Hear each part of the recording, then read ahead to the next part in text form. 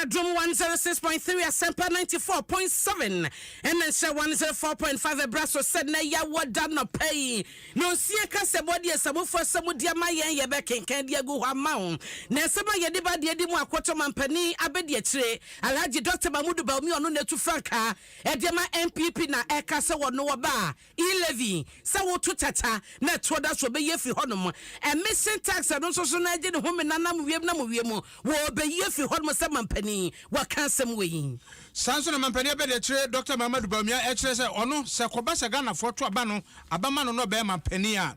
aswafo a eburu aduonum de ono enya dwuma na mampani dada mahama ena ekesei na asema wakanyina ene se Ghana fo be se ne onde wonto aba ena ne abanyofo ene kofa ho se hye sasem na waka na kyesan kodne kwato aba na nipa wama wobuofo amanyofo no fatua ne ka e wo sa kwan no so mrase badwamu ekukitwa no de to mampani akufo ado anim se de mrase badwafie standing order foforo aba enti ono so enhwe na okwane ofa so na mamuo ne se ne one aswafo ye adwuma no won sakra mu ensem bika we one of munche munyina ye de brose no siembre mu kase bo ya hyene so ese DBS Industries Limited ye de color link press sheet aba wo ba color na wo pe no na ye ediema ho enti no ye ma wo so a efie pore aduo no na ye ma warranty edia to so enti ya na se dan wo sie wi abebo so no bra DBS na ye keka na bibia enkoye ma ho goile se good energy fa ngo papa wudi go asanim na bibia ma wo inji ati podo eno ene goile me sew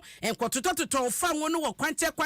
baby a na enkonkose inji na inji bo afrapata na wasanso akaya mame ese ene no ye ka Ecobanka wose a better way a better Africa inti Africa ha kwan pa ya wudidwa kwan pa baby adu sika oboso ya kacha wode fa wokwakwaje besia ana wokokra usika eno ene Ecobank wo yi wo ho free Ecobank ho a wo yo ho kone ko bi account no se ya wari mu nyuma ko a eboti drum anopai akenka for the dia me mejeso ene Abena Opokua Ahweneɛ mene Baffuor Owiredu-Amoh jebene samno ye fa mu chemu ma na kwa ya woda sano ye ya na se ya de na cheke se ne yetudi ama ho happy so day na enra na jebo janyam ebedru ye ne nyina ene se franka to de ma MPP manyoko no na wotwe twemu nyina na fra yese nam na kasa ekoso ese ogefo busumi de to so enso wo ba be kasa che Ghanafo atse ni sodi hunu dinti e wose Ghanafo to aba e de ma ono Dr. Mamudu Baumi na wono so ba bedi mampani no a de wobeye ene ensam de no woka bi pa na emu no na beto dwa woka ye ese wono so be mampani a enema bi akoso enema bi asisi a oba wobeyi de afi honom wo mo so woban ni mu bi pe ena sansusue ni sa gina ye ne hihye ni nyina no empanyefo de ba ye ebi ye den wo so ba e-levy ya wo send sika de ye te wo ne o matetete so a abedru 1% de ade no wo che so no ba sa e-levy no wobeyi de afi honom na wo pe kwan po befa so bie mu na ene te number ni ade obi abenya na wo so de kakra no wotua na chesa e-levy no wasake na manekọ enye no ko a ye wo haya ne ye te se Nigeria mpanyefo se wo mo de tax beto bete so to chacha se ye body na se kwan bia befa so wo bedi loto kwan bia wo fa so no wo betua ehoto eno so Ghana mabu ni ade so mu kasa ye wo so ba sa betting tax no wo yi de afi ho enye no ko a wonim se na wo twetwem ya ne yesadi nkomo bi de ma ho a eno no eye emission levy na chese asanya hodo ya wo mo de nam na emu tutu puku na chese wiemu nyina yesum no wo mo chese eha ewiemu sakaye ne saso no e wose wo bia wo bekita ka na bekoso ko register no wotua ho sika wo mo ni chichemu baye omampani abedi achi ya wo tu franka de ma MPP chese wo ba sa emission tax we wo beyi e de afi hodom bebre no ene ka ho na yentie se de nchemu wenu a ekoso e wo UPSA wo mo conference ho. To move towards a cashless economy, however, we have to encourage the population to use electronic channels of payment. To accomplish this,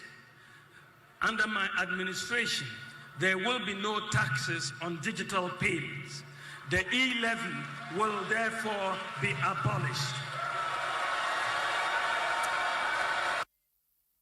And I would say, Yanuti, Amapani Abedi Chile, Alhaji Dr. Mamudu Baumi, Onuna Etu Franka, Ede Ama MPP, and I would say, Yanobavo, Yankwe.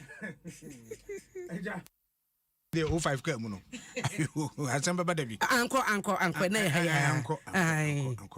Yanto aso yeda ho agino mampani abade ahwe Dr. Mamadu Bamia say wotu franka ama MPP amanyoko no. Enra de wode nsam atu dwa papa. Na nsam ba ko a wode tu dwa kire se Ghana fo eso won madwen ekoso ye na se wo ben den ni nyina no. Asoafo bebreba mampani bi ba adwa so a wono eye adwuma no da bia ye kire adwen wo ho edoso na sam a woka no ene se Ghana fo hunu mobo onyankopon bam na woto aba ema no so mampani dia ene wo ba wonya ba ya asoafo a wono be ye adwuma won abede ye kire nyina no wonuru aduonum na che se wono ena che osem se ade a ebeboa ane se aban no ebe ye kete hiya emma sika seye emma efiso wado so a sika ena wodi etua moka dwuma obeye bia ka obetena mu ada obetena mu nyina no edaban no so ne santi ono de oba obehwese asofo adunum won ma be de akire ka ho a ena wono ebe ye dwuma. The private sector will be encouraged to build roads, schools, hostels and houses for government to rent or lease to hold. The demand for roads construction is massive, and this has historically placed a huge burden on the budget. I believe that the private sector should finance the construction and maintenance of roads through PPP concession arrangements. Also, the government will move towards leasing rather than purchasing vehicles. With this approach, government can save very significant outright cash out expenditure annually from various items across different ministries, departments, and agencies. Enhancing the role of the private sector, along with fiscal and administrative decentralization, I would have, therefore, no more than 50 ministers and deputy ministers.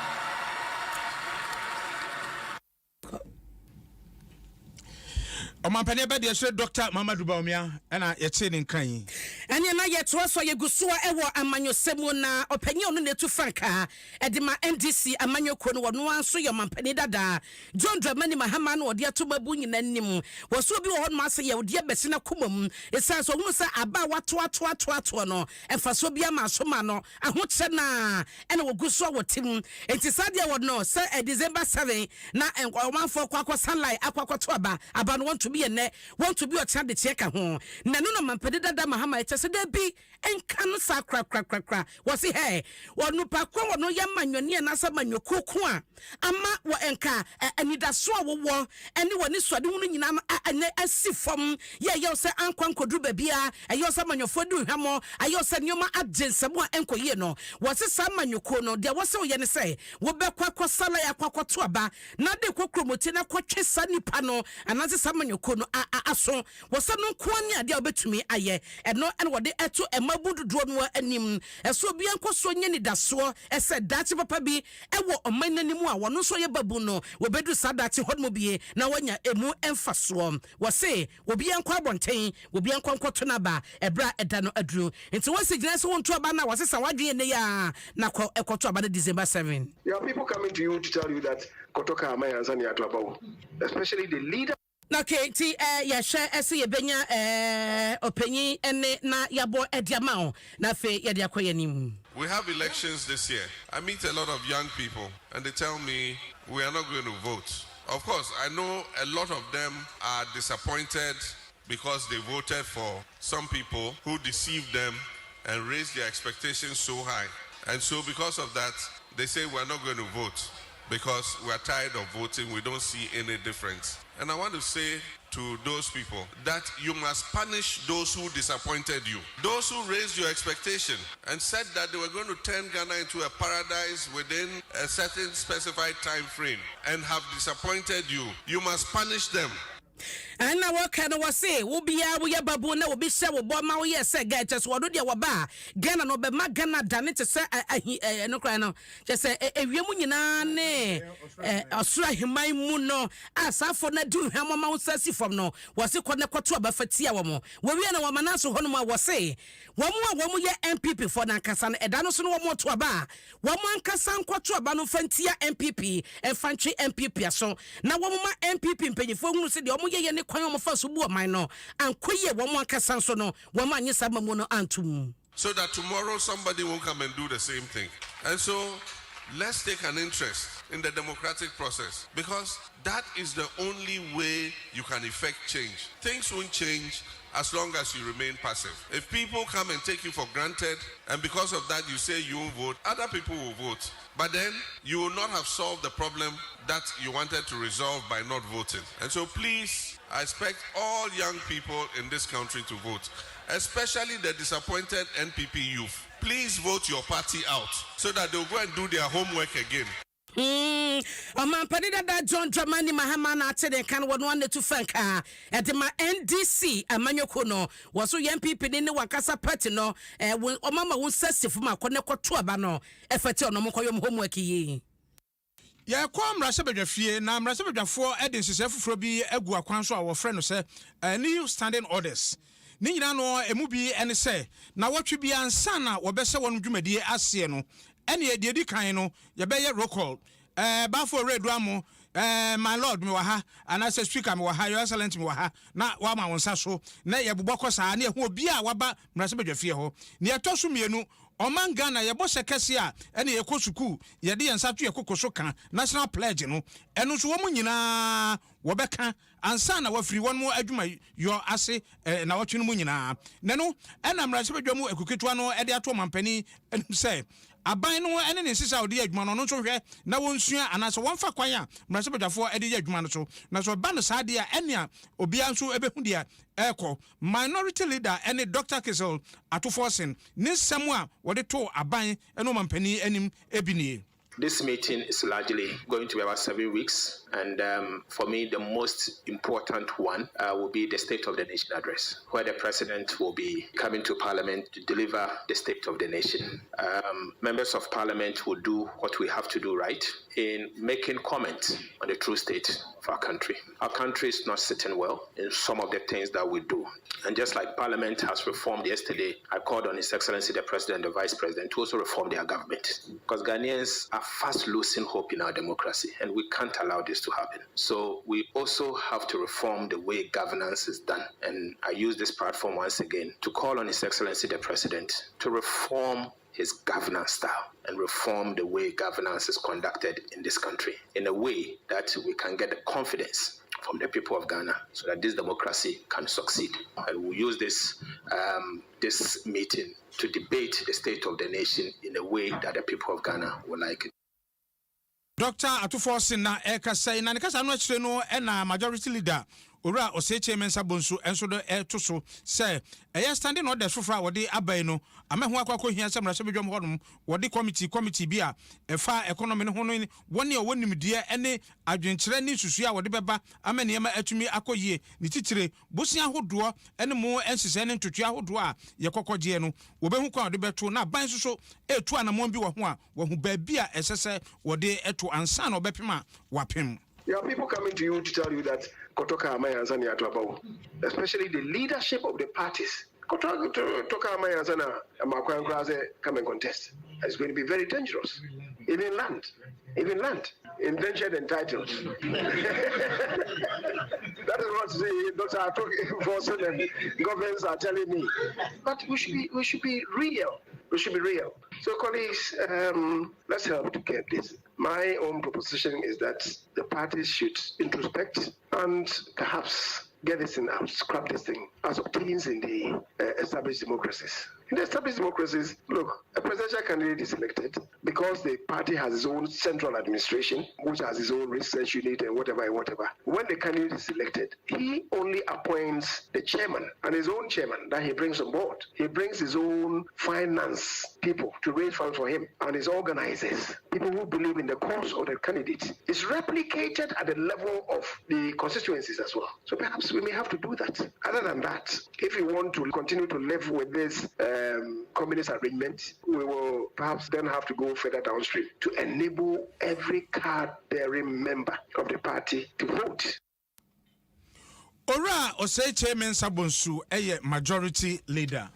Yentu asuma una wakaise anopa no sia kasebo na wuti haya Adom 106.3 na medeo kwakwa South Mansini mu ewa premante mu na yegina ewa kobe pom yabo wono mo amane ma wo bebre no ade asie de ekoso na no kwasie da memabu ene aposifo de bo ene ekwa wi ache mabu yibie no obi eni aka to aka obi eni ya wodati bi abayare sabia se yekasai obi so man nsa na to aka no ya woguso edayare sabia aposifo motorbikes a esesa yeso de mu ama ne yabo da na enu na maseme dwane onu jemo mafa wa price so abaton pesia no so Davis ansa Opoku OPK etese no krenie kwanya posi for fa so di wo mudwuma ekotechi nipa bi a wo mo ewo kwa be pon hono no antwaye ema penfuo na wo mo twe mo se kokredi pia bonten se nefu ye besai sensenyo masem eno na wo PK tese entwaye obeka se posi for nka to mo de abatese wo mate nipa aduoso enso 77 ewo be pon ni nyina no na mebra basabasa yo ni siye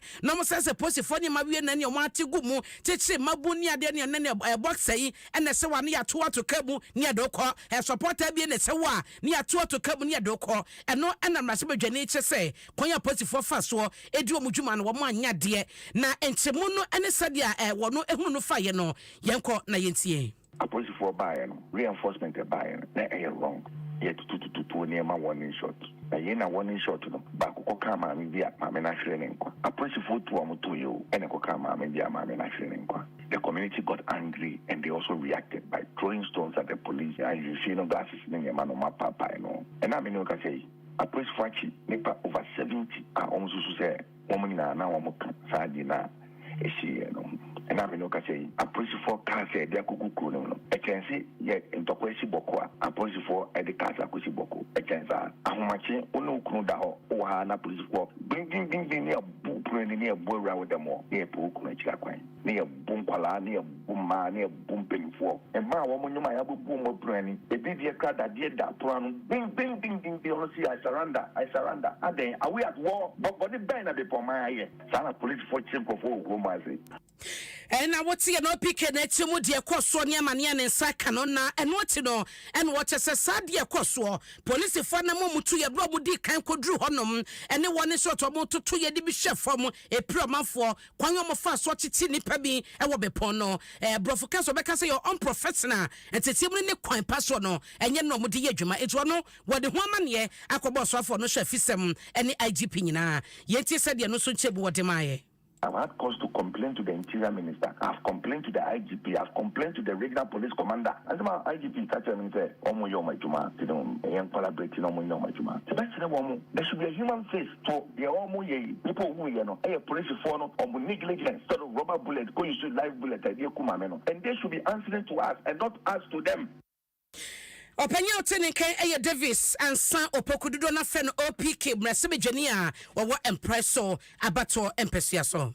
eda no na eye omantifi fam bole abrantie bi approach fu achi na oda won mu ekukumu obi ahu ne ye abrantie ni nipa bi oka no ho nyina rabasa odwane ye kan ne approach fu abon homoden akwa chi na den nansa ya ene wo kire no pepepe no se bi we ye nsan fa nkonkotum na wakodwane ebio ha na wodi Mohammed Kunja Ibrahim ekojina court ayekasai court amma no se onkoda kukumu onkoda afiase abosumi afi ene abosumi ensia ni papa a wosusu se wono one no ekofa obi motorcycle eye no so wose ono so no protofo ate no so wo hwe na wadi ehu ensem kopim se emu hwehwemu nyina no ebewie